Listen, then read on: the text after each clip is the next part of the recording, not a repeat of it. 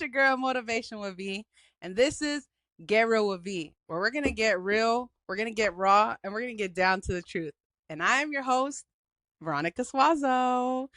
Welcome back to the 12th episode and the last. And you know what? Today we're going out with a bang.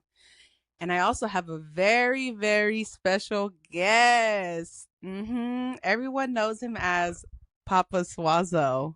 Do you remember that nickname in high school? My friends used to give him that nickname in high school.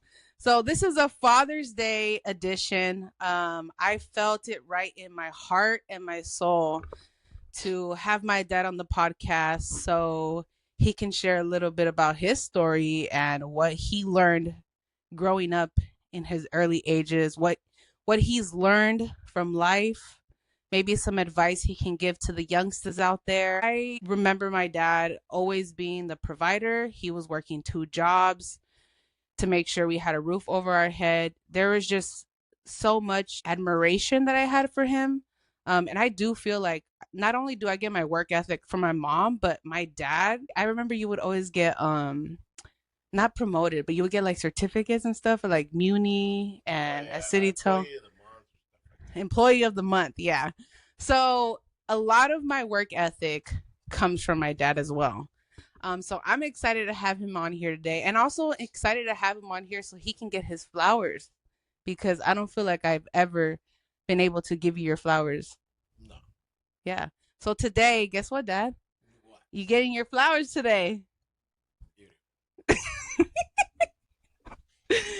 So anyways, this is my dad, Mr. Eddy Suazo, the OG Papa Suazo that most of my friends in high school used to call him. And I'm excited to have him here today. So, Dad, how about we start with, he's from Honduras. He was born in Honduras. What was it like for you living in Honduras? I could say it was beautiful and nice and very hot. Very hot. No, it was nice growing being born in Honduras. Something that I'm very proud of. My dad came here and back in 1968, and after that, it was just not single mom, but my mom with us with kids while my dad was here. So And your dad came here first, my and then dad came grandma. here first, exactly. Okay. And then, we went through like a process of ups and downs. And then, Who your siblings and my your mom? brothers and my sisters, it was kind of hard, kind of a hardship deal, having my dad away from us and just having my mom by herself dealing with us. Sorry to interrupt you, but during that time when your dad came to the U.S. and you were with your mom and your siblings, did you understand why he came to the U.S.? Or did you think he just left and it was like... No, he didn't left us. No, he didn't. No, he didn't do that. No, I know, but he came here because there was an opportunity for him through his job. Back on those days, it was much, much easier, to get a green card to come to this place, to this country. And that's what he did, because he also had family. He had his brothers here living. And that's why he came here, and also to provide us with a better life, Beautiful way of putting beautiful it. way of, Yeah. or, bringing us here and get a better life and education. Was there anything happening in Honduras during the time you guys decided, like, came over here? No, everything was okay. I mean, back in those days, it was like, it was okay. You could go out at any day. So you don't feel like it was dangerous growing up? No. It Interesting. wasn't dangerous. It was very peaceful. It was there were no gangs, nothing like that. Of course, there was always crime, but yeah, it was very safe to go outdoors and play as a kid and on the streets and stuff like that. So Grandpa was the first one to come here, and then from there, that's how you guys ended up. Yeah, that's how we came here through him, and it was very emotionally when we left Honduras, and also it was emotionally because we were happy to see my dad again, Mm-hmm. and unhappy to leave our country. Happy to leave? Unhappy. Yes, Oh. unhappy. So that's how it is, and that's what it was back then. Um, Wow. but like I said, I was born in Honduras, and it was such a good place, and back in those days, everything was safe. As a kid, you can go play football on the streets or soccer on the streets with all the kids, no problem. Were you guys in school in Honduras? Yes, we were in school. Yeah. But it's a lot different over there compared to here, right? Very different. Did you guys also used to get spanked? Yeah. By the teachers, right? Yes, we had to get this on the hands and on the butt. Yeah. I can't imagine that. Yeah, it was. We grew up with that. So. Do you feel like that helped you not want to be like a bad kid, or you didn't care? You still were like. No, that's discipline. That's what I call it, discipline. Getting spanked. You would get spanked at school and whip at the house. Jesus Christ. So it's either way. That makes a lot of sense. Why in the Latin community, sorry to interrupt you that, but no, that I'm connecting the dots for myself. Is like our our parents, they grew up in, out of the United States, and it was normalized to get spanked in school and at home. So think about that when you're getting spanked by your parents for being bad. I know some of us, we were bad kids, Dad. I know, like sometimes we would do some dumb stuff, so I get it. But my bad. I didn't mean to. That's okay. Okay. But like I said, growing up back in Honduras, it was nice. Like I said, once again, safe. My mom, I'm talking on my behalf of my mom. She used to whip us. Hit us and hard if we did something bad outside. Grandma? Yeah, my mom. Wow. My mom. She doesn't seem like she would hurt a fly. Yeah, no, she was. She was a very hard lady back in those days. Not mention my grandmother, my mom's mother. So she used to be my grandmother was harder than my mom. That makes a lot of sense. Look at us connecting the family tree dots. Yeah. My grandmother, she would kill for her grandkids. So that's how strong she used to be, my grandmother. But at the same time, like I said, discipline plays a part. Back then, now it's different, all different. I have a lot of cousins still in Honduras, and the new generation is so different. Do you feel like, okay, the way you guys were disciplined back in the days was completely different, right? Now, as you're older, do you feel like there's other ways kids can get disciplined? I mean, obviously, it's different now, right? Well, everything changes. It's 2025. Changes through life. Yeah. So everything is different. Yes. Like I said, now the new generation is a lot different, and they can get punished, but because of the technology, is much different to discipline a kid back in Honduras. It is very, very hard because, like I said, still have families over there, and they got their own kids, and it's very different to discipline their kids unless their mom or the dad are always there and make sure that the kids go to school and do their homeworks, and stay with it. So it's balance. It's hard, yeah. I think that's why it's important for us as humans to, I'm not going to say just therapy, but maybe like a coach or something that knows how to give you the tools to discipline your children. Because what I'm learning as a therapist is there's so many different ways in being able to get your children to listen to you. Obviously, like you guys growing up in Honduras, in a different country, y'all probably didn't have the tools. The only thing you guys had was what you learned from your mom, what your mom learned from her mom, The other thing is, my mom was she was always there for us. But at the same time, like I used to play soccer.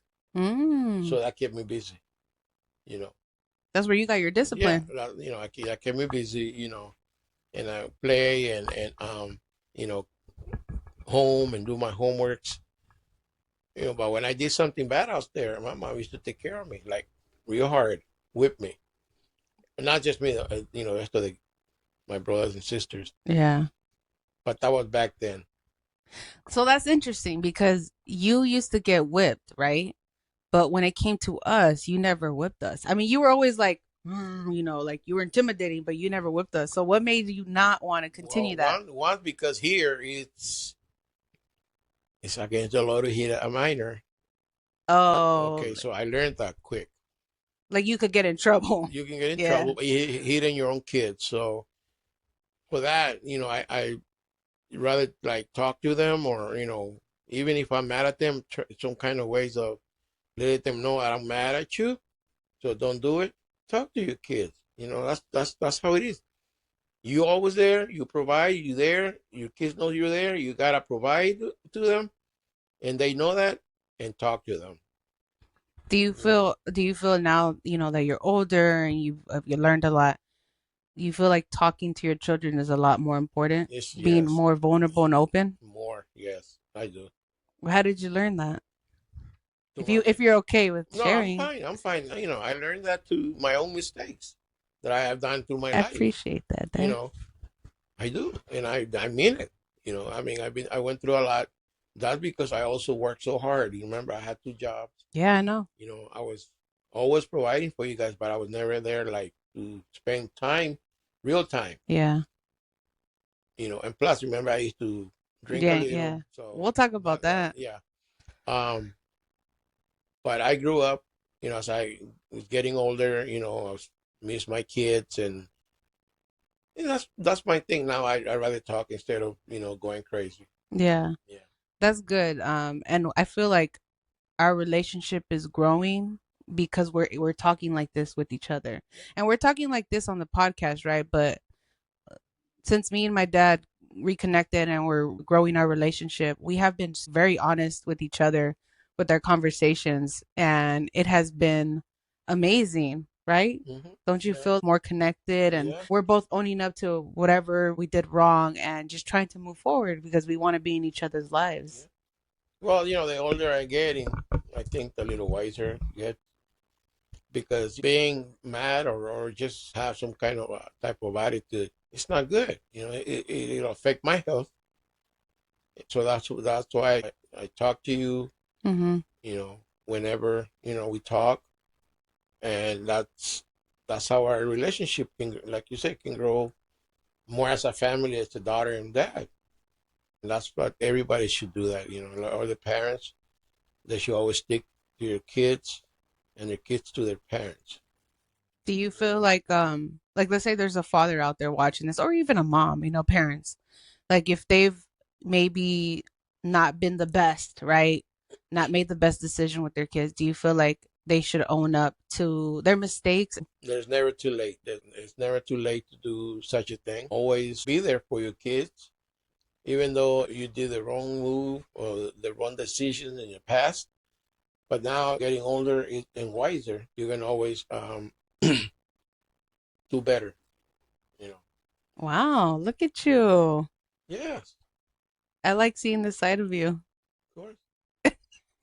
That and I mean, I'm happy. I'm happy that I have you guys. I still have you guys. I'm happy I'm still here. That I changed. I changed a lot because I need to. Have a wonderful kids.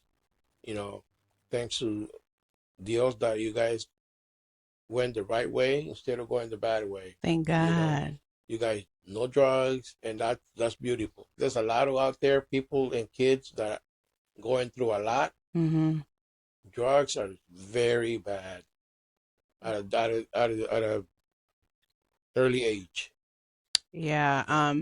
And I'm also learning in school that it's sad, but a lot of kids that have substance abuse problems get into drugs or alcoholism. It has a lot to do with obviously their life, what they go through, It right? had to do And they with the use it parenting. not just no, but not just their parents, like just everything that happens to them in life, and they use it as a coping mechanism to feel better, and then it becomes an addiction, Yeah. right? So it sucks. That's why I really like having these kind of conversations, not just me and you, but I have these conversations with my friends, with other family, with strangers that I meet, because it starts with us. If we can heal ourselves first, right?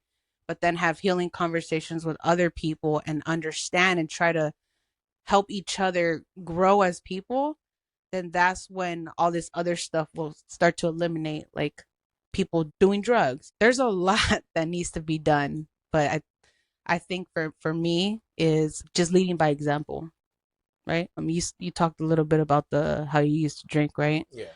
And I feel like in my 20s, I was drinking a lot, Dad. I was drinking a lot. But what were you gonna say? Yeah. A lot of times, like I used to drink, but at the same time, I was responsible for my work, so I would still drink, Yeah, but I you would still definitely go to did go to work. work.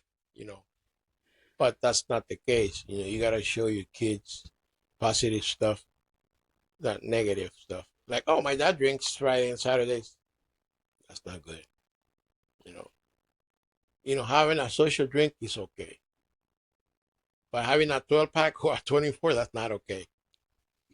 But so And you're hearing this from a guy I, who would drink yeah. every weekend. Remember, we would have barbecues at the house, Yep. parties till like 5 in the morning. Yep. It was something we grew up in, but we're trying to break that Now, now. yeah. If I have a glass of wine, that's it for me. I don't, I grew up out of that. I don't be drinking or getting crazy out there. No, I don't. I'm not.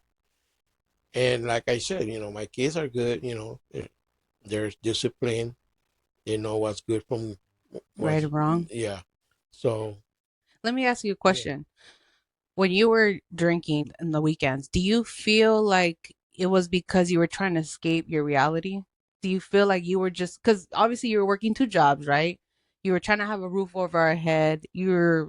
I call it living in survival mode, where it's like you're constantly having to make sure there's money, make sure there's food in the refrigerator, make sure the bills are paid, make sure we're good, your kids are good. So do you feel like you drinking every weekend was a way for you to just like relax and like escape reality, or even like maybe you were going through other things in your life that you didn't allow yourself to process? Bottom line, I enjoy, relaxation drinking, Mm-hmm. if I can say it like that. Yeah, you can say whatever you want. And I know I was under a lot of stress, working two jobs, having four kids, going to a private school, all of them, Mm-hmm. that's a lot of money. Private You have Catholic. to, but, my drinking was not because I was depressed or anything. No, it wasn't like that. It was just, fun, for fun, because I didn't have any other fun. Like, you guys probably will go with your mom somewhere, and I had to work. Mm-hmm. If you remember that, Yeah. I always just go have fun with them. I gotta work, and that's how it was. So when it comes for me, like drinking, that was like a cure. Like, okay, It's just to help you yeah, help, relax help me and relax, but nothing to do with, oh, I'm not depressed. No. like you weren't using it as a coping Yeah, no, mechanism. no. Okay. But it can get to that point where you start not caring about your own person. Yeah. Yeah. You You know, stop caring about yeah. yourself. So And and once you do that, everything in general goes with it. speaking of caring for yourself, you used to work out. Yeah. So are you a big advocate for Oh like yeah. fitness and working on Oh yeah. yourself? And Yeah. I used to work out. That's right. And right now, oh yeah, tell us about yeah, your routine. yeah. Right now, I have a routine, which He's he's very proud of his routine. yeah. No, I am. Yeah, I know Believe me, you. I walk 3 miles every morning. I get up at 4:15 in the morning. This is crazy. Monday to Saturday. Mind you, he's retired, so he I'm doesn't retired. have to. He I'm doesn't have retired. to do this. I don't have to, but it's something that I want to do. Why? Because one, my health. Two, I want to be fitted. And like I said, I get up, I wake up at 4:15 in the morning and get out the house 5 to 5 in the morning to do those 3 miles Monday through Saturday, and that keeps me going. I like it. I love it, and that's a workout for me. That's my workout every day. So you see, health is wealth, and it doesn't have to be the gym, right? It could be walking. It could be whatever You know movement. what? I go to my doctor. He said, "Hey man, you look great. You keep your weight, your heart is good, your lungs are good. Yeah. And he tells me, and you do this 3 mile deal every day. That's awesome.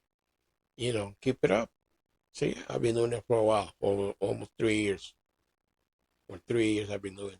That's crazy. Yeah. I can't see myself waking up that early. And I automatically open my eyes at 4 o'clock in the morning.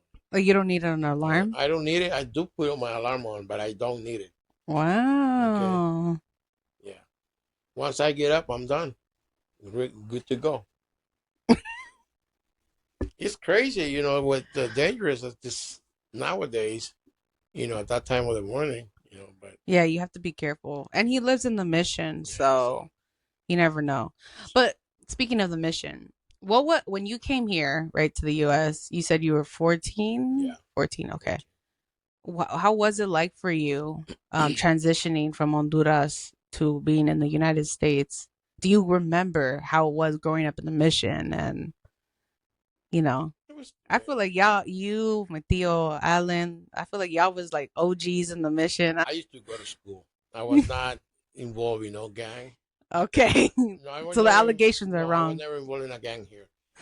But I did study to go to school, come back from school, and that was my thing. Did you learn English here? Yeah. Oh. Yeah. And then when I was 17, that was my first job. I started working at nighttime while I was going to school. And then my dad bought me a car. 17. Wow. Yeah. Do you remember what car it was? It was Fury Plymouth, one of those long OG cars. So from there, and it was a lot different from Honduras. Yeah. Like coming here at that age, you don't get to go outside and go, oh, I'm gonna go here, I'm gonna go there. No, it's different. In my country, you can do anything. You can come out and go to your neighbor. Here is different. There's no such a neighbors like that. Yeah. It's very different. Like you feel like the neighbors it wasn't as friendly. No, it's not like that. It's just, I guess because we got different nationalities. And people's not just gonna open it. They weren't friendly. Yeah. Exactly.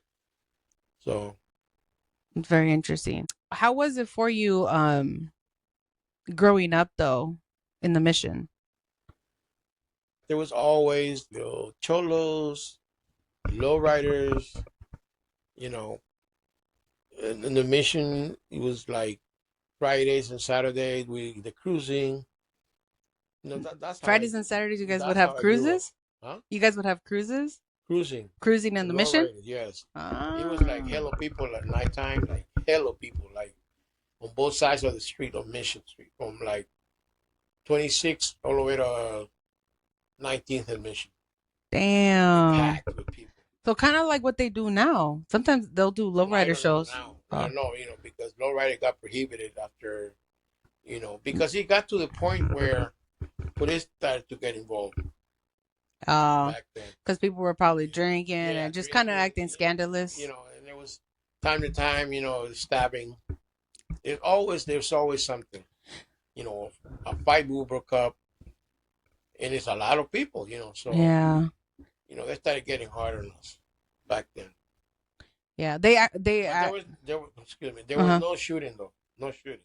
I was just about to ask that. I'm like, back in the days, there was probably mostly stabbings, huh?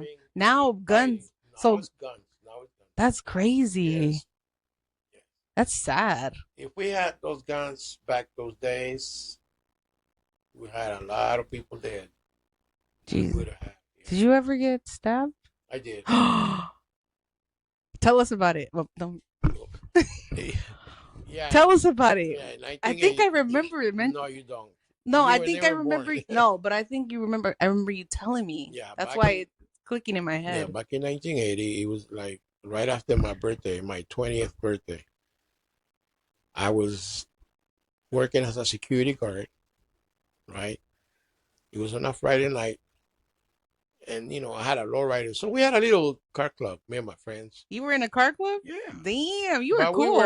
But we were good. We weren't, criminals or anything like that or bother other people. We just like, cruising and going to places. So there was a fight. A fight broke out. And I had a little 1972 Monte Carlo. back then. It was nice, fixed up with little rims, low rider. So, so I was parked between 24th and 25th. A fight broke up. One of my friends was being jumped on, right? Mm-hmm. So when I saw that, I went up and trying to save my friend. But what happens is everybody jumped on me. Everybody jumped on me, and they got me. They pushed me from the street all the way to the wall. And I remember this little guy, this short guy. He just came in there and boom, when he even just got me right here. He stabbed me right here, and I started bleeding and bleeding. It was like I made it to the we had to be back then. There was phone booth there, and then now suddenly the ambulance came. Did somebody call from the phone Yeah, booth? yeah. Or was it Yeah. you? No, there Oh. was no cell phones back then. no, no, but yes, yeah. Some people called, and the ambulance came. Well, in the moment that you were bleeding out, were you scared? I wasn't scared back then, you know.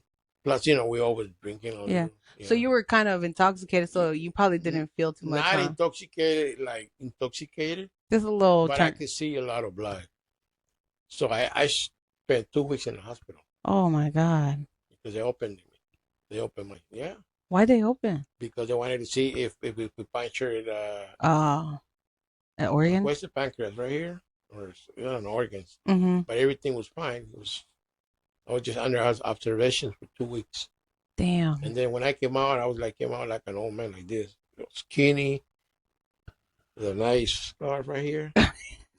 With a badass scar, huh? Yeah. I But bet you all the girls even were. though that happened to me, I still think it was safer back then.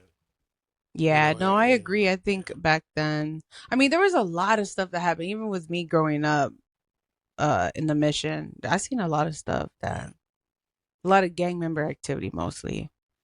And, So, and like all the people that I knew, like I still see guys that I knew back in the 80s mm-hmm. that they're older like me, and it's like, wow, you still out here? Yeah, They're still out on the streets? No, not on the street. Oh. No. I'm saying, after all those years, I've seen them.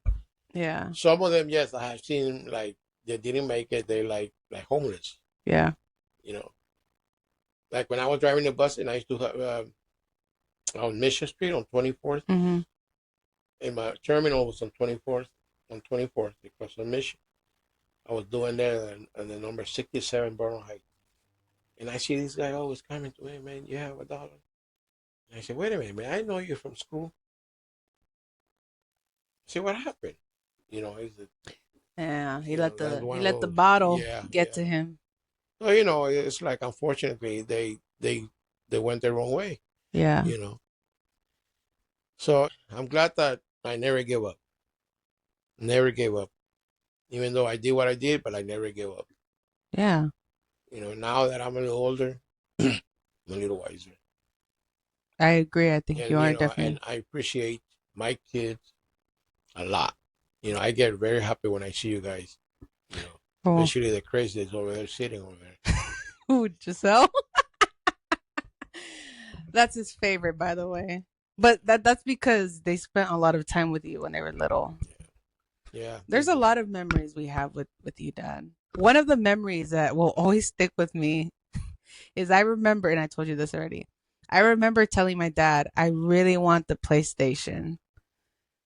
That, and I also asked you for a go-kart. I really wanted a go-kart. So these are two separate occasions. My dad went and waited in line. I think it was like 5 in the morning, 4, even 3 maybe. Was it one of those? For PlayStation. Mm-hmm. He waited in line. You know how people line up to wait to get limited edition things? So he waited in line for this PlayStation. I had no idea, by the way. And he surprised me with the PlayStation. And I was like, what? So that was like one memory. I was like, that stuck with me till this day, and I'm 35. And then the other one was I really, really wanted a go-kart, and I think it was for Christmas. We went to Toys R Us, and you bought me a go-kart. You got hired all. No, we really did. Like, if we wanted something, Dad will make sure we had it. So that's something that we will always hold close to us. And I remember also having moments where we would be at the house and we would hang out with you on the couch, and there's a lot of good moments too, that we hold close to our heart. Sometimes we just have to think about them and talk about them. But what I'm excited about is making new memories now that we're older and we're both wiser. Mm-hmm. When you came to the US, right? Did you have a goal or a dream of something? Like obviously, like I know you worked for Muni and and City Toe, but was there anything you had in mind that you wanted to become? Like maybe a professional soccer player or soccer player, you wanted to go pro? I was very good at playing soccer, very good. And the thing is, right before when we came here, I was in a league back in Honduras, and I was like the best player on the team. I mean, at that age, 13, 14 years old. Yeah. And I know I could have made it professional in Honduras. I was very good at playing soccer. And that was one of my goals coming here, because even though I played for a school, James League, back then. They still have James and I League. played for Mission High School, varsity for 3 years. I mean, the 3 years that I went in high school. Oh. Yeah, we were champs twice.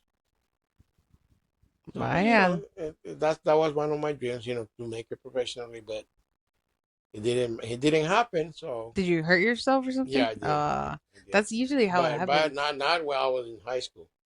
I hurt myself when I used to play for the Honduras team here in San Francisco. First division. I pulled a muscle, my groin, and that was it.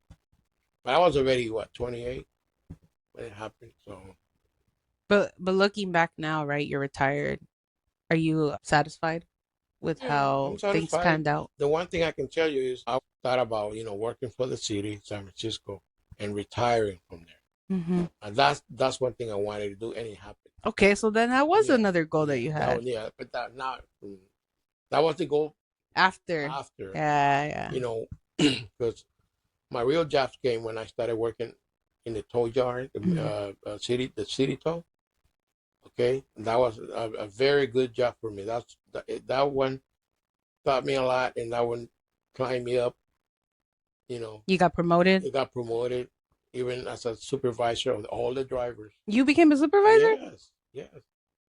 Yeah. Vaya. Sí. No está tan beriquito. Because I used to work hard. That's definitely where I get it from then. Yeah. So, after that, I started seeing the buses, and I said, oh, man. I met a couple of drivers. I said, well, it looks like a good job to retire, And boom, I applied. They call me from one day to the next, and they say, okay, we'll see you Monday. You at the class for Muni. I said, damn, it was on a Friday. I remember I was towing a car. And when they called you? I said, okay. I towed the car, and I said, I have to go. I went to DMV, trying to get my license B. 23 and a half years working for Muni.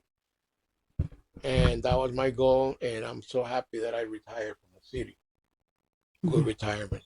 Vaya. Yeah. That's good, Dad. I'm proud of you. That's why I worked hard. I used to work holidays. That's why it was impossible for me to go out with you guys, for like 5 or 6 years into my driving with Muni. Yeah. Because I'm always working, and weekends, the rookies don't get weekends off. Yeah. I remember when you would work for Thanksgiving, we would come with a plate on the the bus to give him. So I went through a lot, and I'm all for my kids. Damn, you sacrificed spending time with us to make sure that there was a roof over our head, and I also at the same time hurt you because you weren't able to spend time with us. That's tough, Dad. It was sad. Yeah, like on a holiday, when I would come up to the terminal to take a break, I used to just look at the sky because I had to work. Like on a Thanksgiving day, you guys are at home doing your dinner and stuff, and I wasn't there. So I ended up, I know you guys would bring me food, but still not the same. Yeah. Like you felt sad, like Yeah, you gave yourself a moment to yeah, reflect and be like, yeah, damn, I wish I was at home with my yeah. kids. And once after 6 years, then I start getting Thursdays and Fridays off, and that's how I started. Till I Mm, finally, after 10, 12 years, Saturdays and Sundays off. Yeah, sacrifice. yes. Wow, Dan. And how And remember, I worked, excuse me, 9 years with the city too and Munich oh together. yeah, I remember you were working both jobs. Nine Yeah. years I did with them, both jobs. That's crazy. I don't know how Yeah, you did that. I What don't time know. what was your schedule? I used to work almost 4 hours every day. 24 hours? Oh, 4 hours sleep. Sleep 4 hours? Yes, Damn. Everything that makes a lot of sense. I used to start city tour at 6:30. I used to drive Munich at 4:30, and then get off at what 11:30, Oh hell 12 o'clock. no. For 9 years? Come home, go to sleep, get up, go to work again.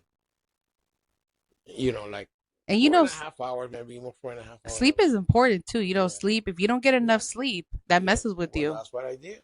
That's what Ah, I did. So, everything's making sense. yeah. Everything makes I mean, sense. Wow. stuff like that, it could help your relationship, Mm-hmm. in a way, you know, believe me, it could. You're caring so much for your kids, for your house. You had a house to pay, you know, and then everything else just kind of falls apart, you know. Yeah. It's like you're taking care of one part, Yeah, but then as you're taking care and focusing on that, the other stuff falls apart yeah, because you're not focusing on it. Look at you. that's right. Where'd you learn that? In therapy or just Yeah, self-reflecting? just I guess this is the aging part. Yeah. And you spend a lot of time alone, which Yeah, probably yeah, helps. yeah, yeah. Also, fun fact, my dad was on he was on Judge Judy.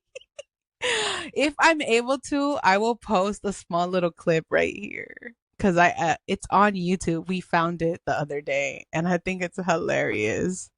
So I will try my best if I can get it and put it up over here for you guys. We're going to start closing down. Do you have any advice for some youngsters growing up that maybe are lost? Always listen to your parents, and if you have a goal, stick to it. Go to school, very important, and don't do things that are gonna hurt you in the long run. Okay, drinking is not good. Okay, because if you get stopped by police nowadays, it's very bad. But yeah, just keep your head up, keep your goals going, and you'll be fine. As a young kid, always listen to your parents. Like I said, go to school. Go to school, Go to you school. fool. Go to school. Fool. Go to school, fool. Don't Stay in go. Don't go like school. this. Go to school. Go to Don't go school. like this. Go to school. Or if Right. let's say they don't want to go to school, they as long as they're working towards something, right? Just keep your head straight. Like don't go down Keep the your head wrong straight. path. Yeah. Doing drugs, smoking marijuana, doing that stuff, it's not gonna help you. Believe me, it's not. It's gonna ruin your head and your life and Yeah. your relationship with everyone else. That is Yeah. 100% Yeah. true. So keep your head on your shoulder. Keep a Always. swivel. Yeah. Yeah. Um actually, do you have since it's Father's Day, right? This is Father's Day edition. Do you have any advice for fathers out there? Um. Or just anything you'd like to any wisdom you'd like to give them well, from something you learned? as a father, I don't think I failed, and if I did, maybe it was like something that it happens in life without you knowing that it's happening to you, but you come up out of it after when you're getting a little older. But anyway, You learned the hard way. yeah, yeah, learning the hard way is very, very hard, and I think that's what happened to me. But I'm glad I'm here, and I want my kids. And my advice is always communicate with your children as a parent, as a father.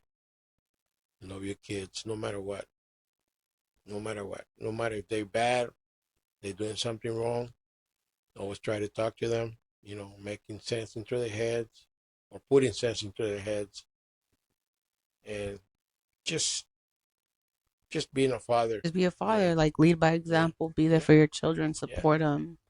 Just be there for them. I really feel like there's a lot of men out there that really need their father, a father figure, or someone who can lead them into the right path. That's for Because sure. Yeah, I mean, kids need their father no matter what. I agree, You you definitely do. My personal opinion, when I left the house, I always thought about your well-being, and who was the best person for that? Your mother.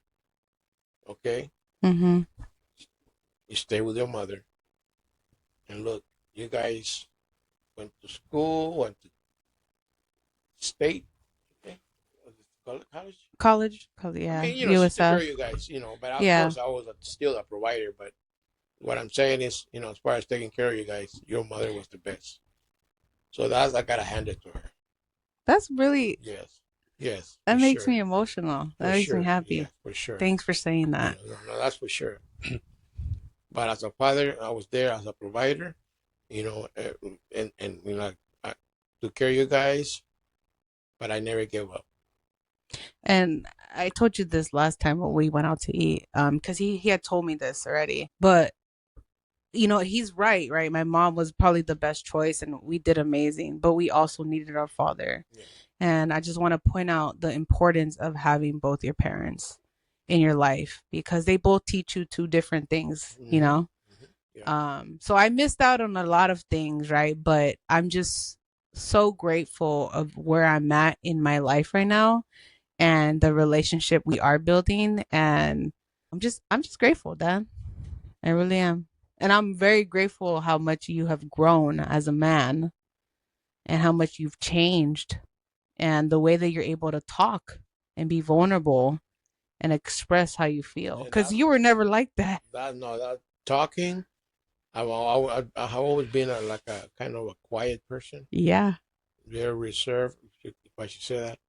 Mhm. But the years are teaching me to be a little open, or maybe open-minded. Yeah. You know, but I'm Bye. getting there. See, I'm Okay. getting there. Yeah, Okay, Papa Suazo. yeah, 100%. Okay, so as we close down, I just want to say thank you, Dad, for coming on this episode, Father's Day edition. This was so much fun. This was awesome. Like I love doing these episodes because I get to hear more about the person I'm interviewing, but it's so different when it's your family, when it's your parent. And I know you have so many other stories you can probably talk about, but we'll be here all day. But I wanted to use this platform to show people who you are, who my father is, and how much you have changed and evolved as a man, and how grateful I am for you, and how excited I am to continue building this relationship and start traveling, start doing fun things together. And you deserve to get the spotlight for once, Mm-hmm. right? Because I feel like I've never been able to, I've never given you the spotlight. And I will agree to, I know that. But now that I'm older, I want you to know that I do love you. I care about you. I think about you. I might not text you all the time because I'm busy, but I'm trying. I'm working on. I'll text you here and there when it comes up, just to be like, "Hey, Dad, I hope you had a nice week." That's my way of showing you that I'm trying.